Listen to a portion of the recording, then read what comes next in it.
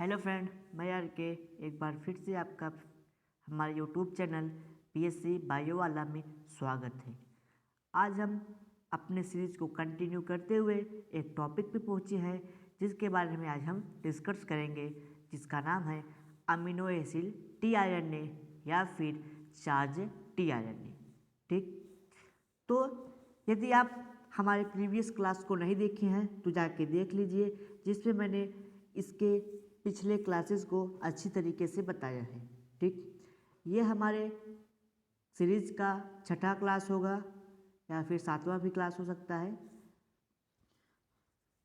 ठीक, फिर आगे बढ़ते हैं हम लोग अपने टॉपिक की ओर। उससे पहले आपको बता दें, यदि आप चैनल पे नए हो तो चैनल को लाइक करिए, सब्सक्राइब करिए, शेयर करिए और बेल आइकन के दबा दीजिए ताकि डेली के डेली नोटिफिकेशन आपको मिलते रहे। ठीक, टाइम को न वेस्ट करते हुए हम लोग आगे बढ़ते हैं और जानते हैं कि चार्ज टीआरएनए क्या है। तो चार्ज टीआरएनए ये होता है कि जब अमीनो एसिड से किसके अमीनो एसिड से टीआरएनए, कौन आरएनए, टीआरएनए जुड़ जाता है तो उसे कहते हैं हम लोग अमीनो एसिड टीआरएनए, वो आर चार्ज टीआरएनए। ठीक, मैंने बताया कि जब अमीनो एसिड से क्या जुड़ जाता है, टीआरएनए, तब उसे हम अमीनो एसिड टीआरएनए या फिर चार्ज्ड टीआरएनए के नाम से जानते हैं। तो उसी सेंस में लिखा है हमारे नोट्स में। आइए देखते हैं कि क्या लिखा हुआ इसमें। When amino acid attached with tRNA called as amino acid tRNA. मैंने अभी बताया था आपको, जब अमीनो एसिड किससे लिंक हो जाए, टीआरएनए से लिंक हो जाए, जुड़ जाए, तब उसे क्या कहते हैं हम लोग, अमीनो एसिड टीआरएनए या फिर चार्ज टीआरएनए भी कहते हैं। आगे बढ़ते हैं हम लोग। Amino acid alone do not come to the ribosome for protein synthesis. ये यानी कि अमीनो एसिड अकेला ही नहीं आता, कहाँ पर, राइबोसोम के पास, या फिर राइबोसोम नहीं आता प्रोटीन सिंथेसिस के लिए। Hence amino acid attach with tRNA during protein synthesis.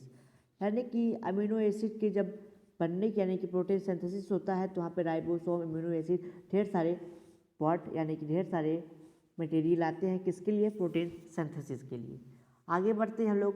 अब देखते हैं कि वो अमीनो एसिड जो होता है वो कैसे वर्क करता है। तो है activation of amino acid. Activation का मतलब होता है एक्टिवेट होना। एक्टिवेट होना, किसका एक्टिवेट होना, अमीनो एसिड का। किसका एक्टिवेट होना, अमीनो एसिड का। तो यहाँ पे जाने कि अमीनो एसिड कैसे एक्टिवेट होता है और किस प्रकार प्रोटीन सिंथेसिस की क्रिया को आगे बढ़ाता है। ठीक, तो आपको पता होगा कि जब कोई एलिमेंट या फिर कोई तत्व या फिर मॉलिक्यूल जब किसी रिएक्शन में पार्टिसिपेट लेते हैं तो उसको कैटलाइज करने के लिए, चलाने के लिए हमें एनर्जी की आवश्यकता होती है। उसी प्रकार जैसे हम किसी वर्क को करते हैं तो हमें एनर्जी की आवश्यकता बढ़ती है। ठीक उसी सेंस में यहाँ पे जब अमीनो एसिड वर्क करेगा प्रोटीन सिंथेसिस के लिए तो उसको भी एनर्जी की आवश्यकता होगी। वह एनर्जी उसे एटीपी के रूप में मिलता है। ठीक, उसके बाद इसे एक एंजाइम द्वारा का उपयोग करता है, यानी कि एंजाइम की आवश्यकता पड़ती है किसके लिए, प्रोटीन सिंथेसिस के लिए, और कुछ फैक्टर के भी उपयोग पड़ते हैं। ठीक, आगे हम देखते हैं कि वो कैसे होते हैं प्रोसेस। देखिए यहाँ पे अमीनो एसिड है, क्या, amino acid, A for amino, A for acid. यहाँ पे अमीनो एसिड को शॉर्ट फॉर्म में लिखा गया ए। अमीनो एसिड जब एनर्जी लेता है किससे, एटीपी के रूप में, तो वह एनर्जी कुछ खर्च हो जाती है और कुछ बच जाती हैं। ठीक, तो अमीनो एसिड फिर एटीपी का पूरा नाम होता है एडेनोसिन ट्राइफॉस्फेट होता है। उसके बाद ये अमीनो एसिड टीआरएनए सिंथेसेज जो एक एंजाइम के रूप में कार्य करेगा यहाँ पे, जो अमीनो एसिड यानी कि जब अमीनो एसिड टीआरएनए से जुड़ा हुआ होगा यहाँ पे, वो आएगा और मैग्नीशियम आयन के प्रेजेंस में ये रिएक्शन होगा। क्या रिएक्शन होगा?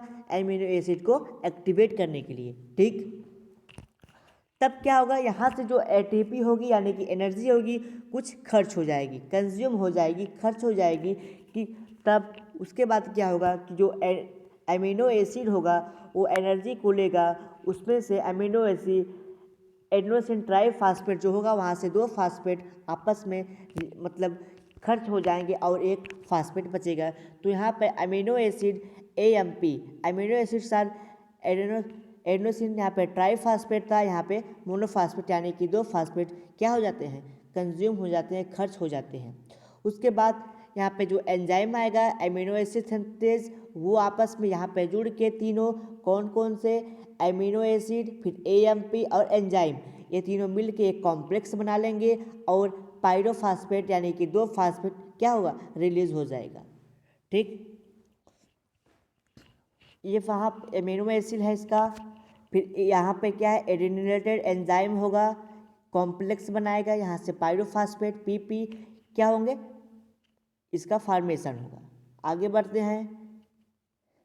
20 type of amino acid are present in the cytoplasm in an activate form each amino acid before its attachment with specific tRNA। यानी कि 20 प्रकार के अमीनो एसिड 20 प्रकार के होते हैं, तो हम लोगों को पता है। अगर आप न देखे हो कि 20 प्रकार के अमीनो एसिड कौन कौन से हैं, तो आप हमारे चैनल पे जाके देख सकते हैं कि 20 प्रकार के एमिनो एसिड कौन है, कौन कौन से इसेंशियल है, कौन कौन से नॉन इसेंशियल है, मैंने उसको भी बताया है। और हम अपने डिस्क्रिप्शन बॉक्स में भी इसका लिंक दे देंगे, आप उस वीडियो को वहाँ से जाके देख लेंगे कि एमिनो एसिड कितने प्रकार के होते हैं। ठीक, अमीनो एसिड 20 मैंने बताया था, वहाँ पे अमीनो एसिड 2 टाइप के होते हैं। 2 टाइप में कौन कौन से हैं, इसेंशियल नॉन इसेंशियल, और वहाँ पे मैंने 20 का नाम बताया हुआ है। आगे बढ़ते हुए, तो यह प्रोसेस कहाँ होगा, साइटोप्लाज्म में होगा। ठीक, in an active from each amino acid before its attachment with specific tRNA। यहाँ पे ये बताया कि अमीनो एसिड तब एक्टिवेट होगा जब tRNA आके अटैच्ड होगा। ठीक, ठीक, और उसके साथ साथ क्या होगा, एक एंजाइम होगी जिसका नाम है अमीनो एसिड सिंथेटेज, और ATP भी कुछ मात्रा में रहेंगी। तो वहाँ पे क्या होगा, ये तीनों आपस में फ्री फॉर्म में होंगे। अमीनो एसिड रिएक्ट करेगा किससे, ATP से, in presence of enzyme acid amino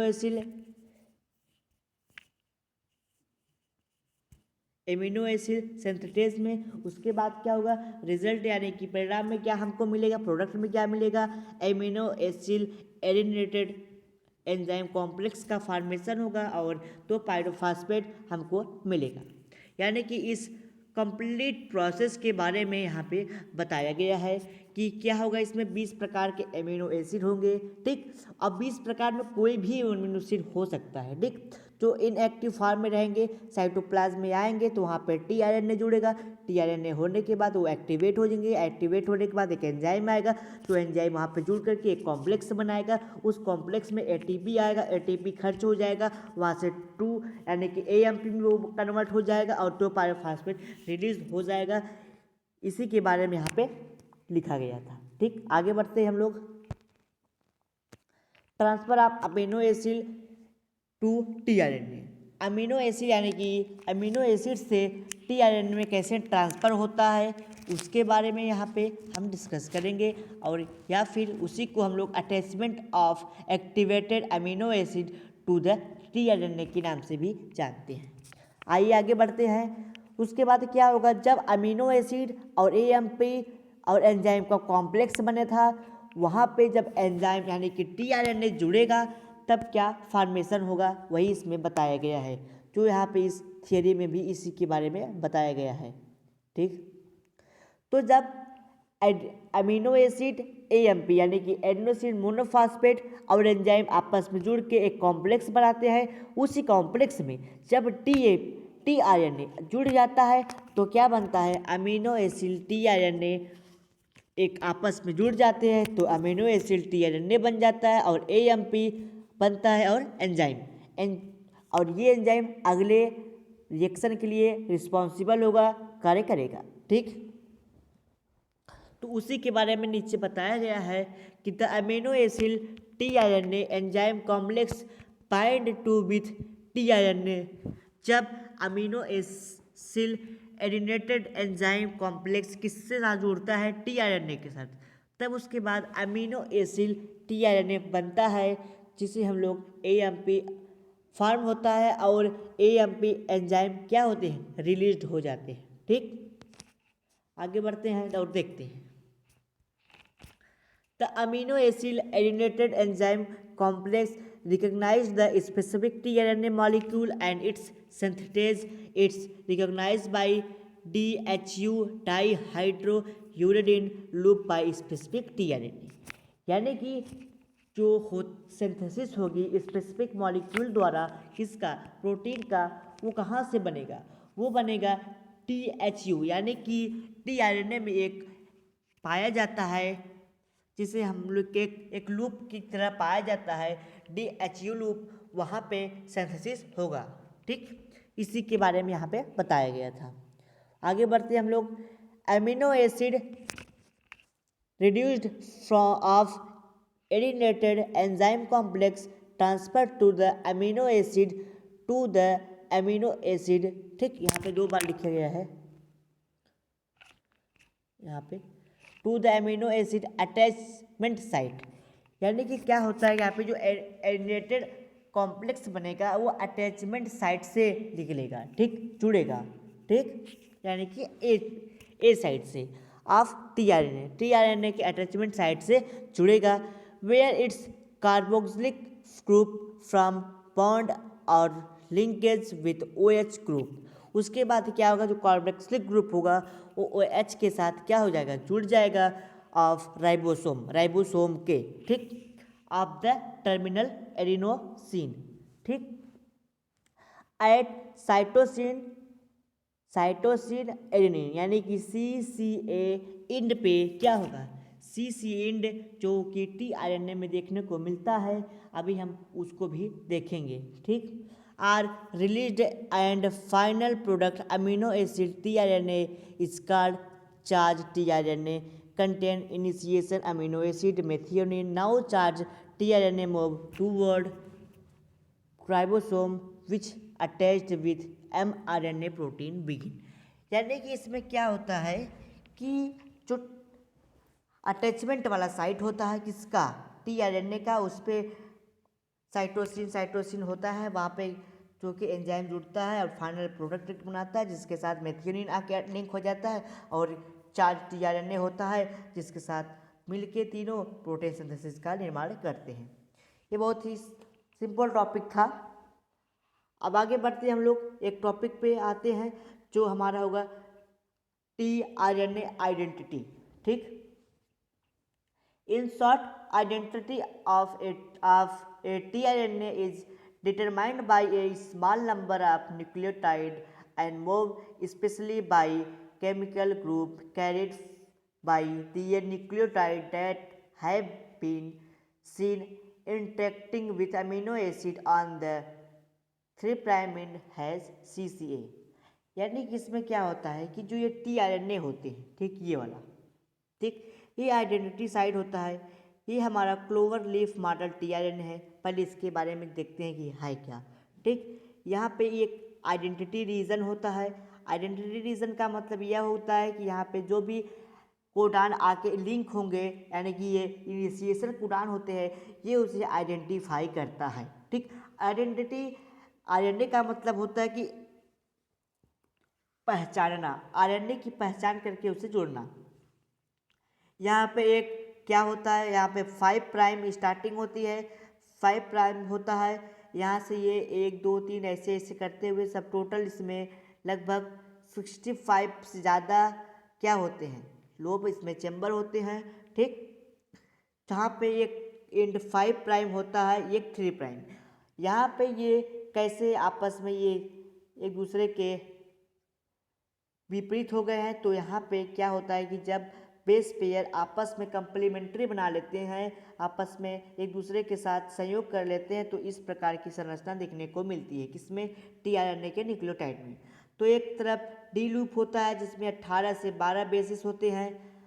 उसके बाद यहाँ पे एंटीकोडान होता है। एंटीकोडान जो क्या करते हैं, कोड को, जैसे कोड को क्या करेंगे, रीड करेंगे, रीड करने के लिए एंटीकोडान लगा होता है जिसमें 7 बेस पेयर पाए जाते हैं। ठीक, ये वेरिएबल लूप होता है, यहाँ पे भी 7 बेस होते हैं। यहाँ पे टी साइसी लूप होता है। तो ये आपका क्लोवर लीफ मॉडल का एक छोटा सा डायग्राम था। तो देखते हैं कि अब ये बातें हम लोग जानते हैं कि इसमें क्या है। तो जो सी यानी कि अटैचमेंट साइट था आप अमीनो एसिड का, जहाँ पे टीआरएनए क्या हो गए, CCA के रूप में होगा। ठीक, the number of tRNA 180 acceptor range from 41 to 45 एंटीकोडान, यानी कि जो एक्सेप्टर रेंज होते हैं उसमें 41 से 45 कोडान होते हैं। ठीक, 3 nucleotide present on the complementary sequence on the mRNA nucleotide molecule, यानी कि जब भी सीक्वेंसेस होगा तो कितना होगा उसमें टीआरएनए का, टीआरएनए के जो सीक्वेंसेस होगा वो कंप्लीमेंट्री होंगे किसके, mRNA के। ठीक, आगे बढ़ते हैं। Determine the amino acid that the tRNA carry in, tRNA made up of 4 bases ACUG, यानी कि जो टीआरएनए होता है उसमें 4 बेसेस होते हैं। कौन कौन से होते हैं, ए होता है एडेनोसिन, साइटोसिन, गुआनिसिन, यूरेसिल। ठीक, the 3 end bind to the tRNA molecule, जो 3 इंड का जो मतलब 3 प्राइम का इंड होता है वो अमीनो एसिड के साथ बाइंड करता है। और 61 different tRNA molecule present in the cytoplasm, लगभग 61 प्रकार के डिफरेंट टाइप के मॉलिक्यूल यानी कि आरएनए, टीआरएनए प्रेजेंट होते हैं साइटोप्लाज्म में for transform the amino acid to peptide bond formation during protein synthesis, thus specific tRNA bind to the specific amino acid on their 3 end, यानी कि specific tRNA specific point पे आके link होंगे। ठीक, आगे बढ़ते हैं, ये हमको बता ही दिया था आपको। अब अमीनो एसिड टीआरएनए सिंथेसिस के बारे में बात करेंगे, आखिर वो होता क्या है। The enzyme which are responsible for attachment of amino acid to the tRNA synthesis called amino acid tRNA, यानी कि ऐसे एंजाइम जो अमीनो एसिड को टीआरएनए से जोड़ने के लिए रिस्पॉन्सिबल होता है उसे कहते हैं हम सिंथेटेज, यानी कि उसे हम लोग कहते हैं amino acid tRNA synthetase.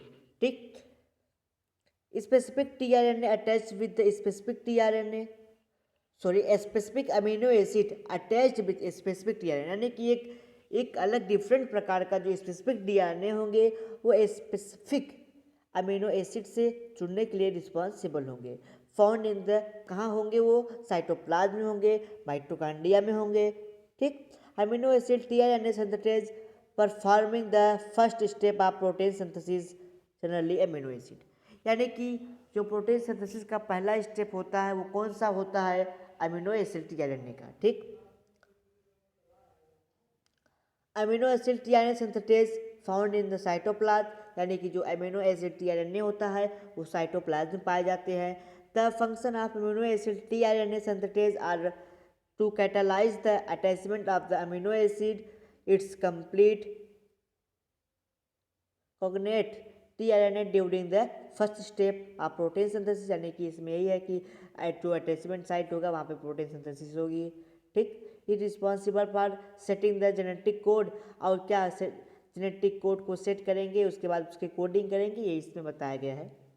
Covalent bond का फॉर्मेशन करेंगे अमीनो एसिड के साथ मिलकर।